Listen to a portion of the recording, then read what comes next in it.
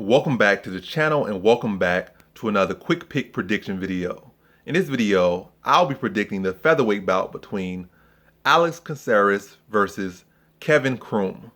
So you got a pretty interesting match right here. You got two guys that fight by their own rules and their own style. Like Alex Caceres is just like a free spirit out there. And Kevin Croom is just that hard-hitting hillbilly. It's like he's not gonna come out there trying to be pretty or come out there trying to be textbook. He gonna come out there, he gonna hit you hard. He has some solid grappling as well. I don't think his wrestling's all that phenomenal, or his grappling all that phenomenal. But he's a guy he's a scrappy. Like you don't expect to say this guy is so beautiful, so much out there, but he finds ways to win. And he's not gonna be an easy fight. He's gonna be a guy that's gonna be out there and make you he's gonna enforce a hard fight on you. Like you're not gonna be out there having no easy fight with a guy like Kevin Croom. It's gonna be a mess. But Alex Caceres in general, Alex Caceres fights typically aren't the prettiest fights anyway. So I expect a bit of a wild, off-tempo fight. It's like not gonna be the prettiest tempo because neither of the guys are pretty tempo fighters. They're guys that just, like I said, Alex Caceres too free spirit. People crash into him. And he just tries to find his balance within those fights, find his groove within those fights.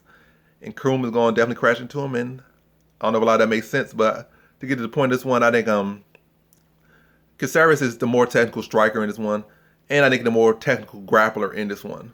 Croom will have a slight wrestling edge or a decent enough wrestling edge, but I don't think it'll be enough to force it. But I think the reach and how the length and how Caceres can establish that length with his technique and his skills can make himself even longer than he actually is in this one with his kicks, with his unorthodoxness. And it's going to be hard to, find and land that power on a guy that's moving that much and that awkward and unorthodox in style. So I feel like Croom trying to land that big shot is not going to be able to land it consistently or not with the power that he wants to land it. Because like I said, Caceres going to be doing kicks, spinning this, spinning that.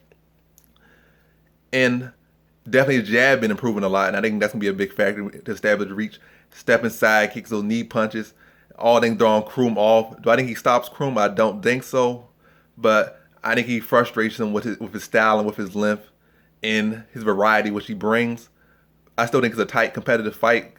And he will land some big shots, whether it be on the arm or on the chin or on the body. But I think Caceres going to outstrike him by a significant clip, like maybe 10 strikes, 10, 15. Close fight, but Caceres just doing more, being the more technical striker, and been able to handle himself in the grappling, maybe get some takedowns of his own, or threaten with submissions when Croom gives out his neck trying to, forces some takedowns. By the way, and also Caceres probably gonna spend some time on his back. He always likes to spend some time on his back, but off his back working and working submissions, and then be able to get back up with like a minute or 2 minutes left, and then doing enough work just to steal around or edge around. That's like I said, it's gonna be a close fight because it's a Caceres fight, and Croom is like I said, a guy that's gonna bring it to Caceres. So close fight, but Caceres doing just enough and really just being more active. Maybe giving up some position, some control time, but just being more active in this one and beating Croom to a decision. So in this one, I have Alex Caceres via decision.